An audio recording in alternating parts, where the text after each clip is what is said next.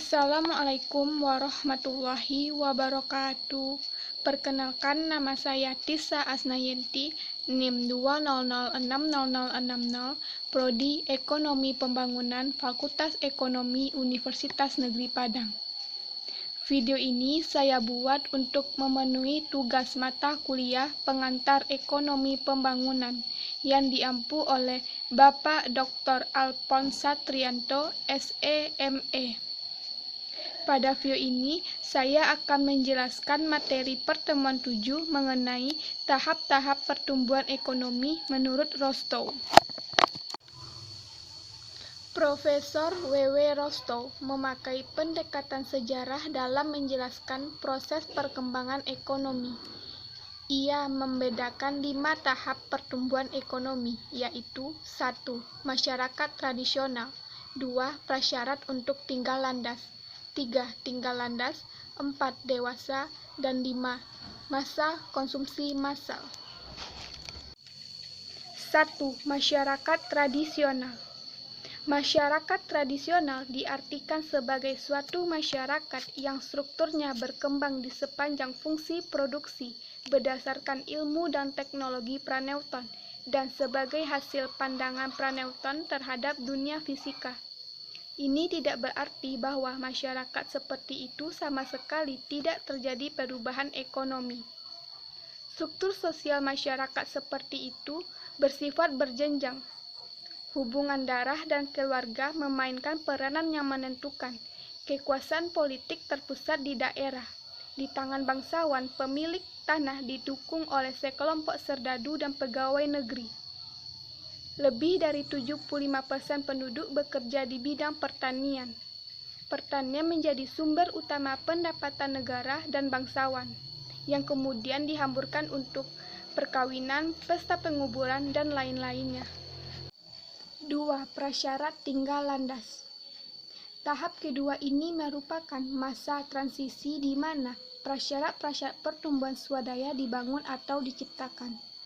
Prasyarat-prasyarat tinggal landas didorong atau didahului oleh 4 kekuatan, yaitu era pencerahan, kerajaan baru, dunia baru, dan agama baru atau reformasi.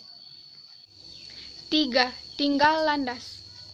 Tahap tinggal landas merupakan titik yang menentukan di dalam kehidupan suatu masyarakat.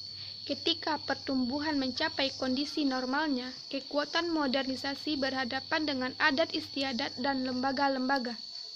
Nilai-nilai dan kepentingan masyarakat tradisional membuat terobosan yang menentukan, dan kepentingan bersama membentuk struktur masyarakat tersebut. Rostow mendefinisikan tinggal landas sebagai revolusi yang bertalian secara langsung dengan perubahan radikal di dalam metode produksi yang dalam waktu yang relatif singkat yang menimbulkan konsekuensi yang menentukan. Periode tinggal landas dikirakan tidak memakan waktu yang lama, kira-kira selama 2 dasawarsa. Syarat tinggal landas yaitu sebagai berikut. A. Kenaikan laju investasi produktif, misalnya dari 5% atau kurang lebih 10% dari pendapatan nasional. B. Perkembangan salah satu atau beberapa sektor manufaktur penting dengan laju pertumbuhan yang tinggi. Biasanya ada 3 sektor di dalam suatu perekonomian, yaitu sektor pertumbuhan primer, suplementer, dan turunan. C. Hadirnya secara cepat kerangka politik sosial organisasi yang menampung hasrat ekspansi di sektor modern dan memberikan daya dorong pada pertumbuhan. 4. Dorongan menuju kedewasaan. Rostow mendefinisikan sebagai tahap ketika masyarakat telah dengan efektif menerapkan teknologi modern terhadap keseluruhan sumber daya mereka. Ia merupakan satu tahap pertumbuhan swadaya jangka panjang yang merentang melebihi masa 4 dasawarsa. Teknologi produksi baru menggantikan teknik yang lama. Berbagai sektor penting baru tercipta. Tingkat investasi neto lebih dari 10% dari pendapatan nasional, dan perekonomian mampu menahan segala goncangan yang tak terduga. Pada waktu suatu negara berada pada tahap kedewasaan teknologi, ada 3 perubahan penting yang terjadi, yaitu sebagai berikut. A. Sifat tenaga kerja berubah. Ia berubah menjadi terdidik, lebih suka tinggal di kota, upah nyata mulai meningkat, dan para pekerja mengorganisasikan diri untuk mendapatkan jaminan sosial dan ekonomi yang lebih besar. B. Watak para pengusaha berubah. Para pekerja keras dan kasar berubah menjadi manajer efisien yang halus dan sopan. C. Masyarakat merasa bosan pada keajaiban industrialisasi dan menginginkan sesuatu yang baru menuju perubahan lebih jauh. 5. Era konsumsi massa besar-besaran. Era konsumsi massa besar-besaran ditandai dengan migrasi ke pinggir kota, pemakaian mobil secara luas, barang-barang konsumsi, dan peralatan rumah tangga yang tahan lama. Pada tahap ini, keseimbangan perhatian masyarakat beralih dari penawaran ke permintaan dan persoalan produksi ke persoalan konsumsi dan kesejahteraan dalam arti luas. Ada 3 tahap kekuatan yang nampak cenderung meningkatkan kesejahteraan dalam tahap purna dewasa ini, yaitu sebagai berikut. A. Penerapan kebijaksanaan guna meningkatkan kekuasaan dan pengaruh melampaui batas-batas nasional.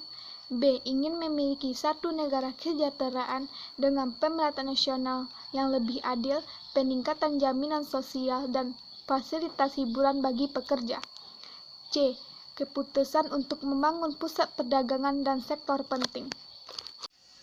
Kritik terhadap tahap-tahap pertumbuhan ekonomi yaitu sebagai berikut. 1. Masyarakat tradisional tidak perlu bagi perkembangan. Pertumbuhan suatu negara tidaklah mesti melalui tahap pertama ini. 2. Prakondisi mungkin tidak mendahului tinggal landas. Prakondisi tidaklah mesti mendahului tahap tinggal landas. 3. Tumpang tindih tahapan. 4. Kritik terhadap tinggal landas. 5. Tahap pendorong kedewasaan menyesatkan dan membingungkan. 6.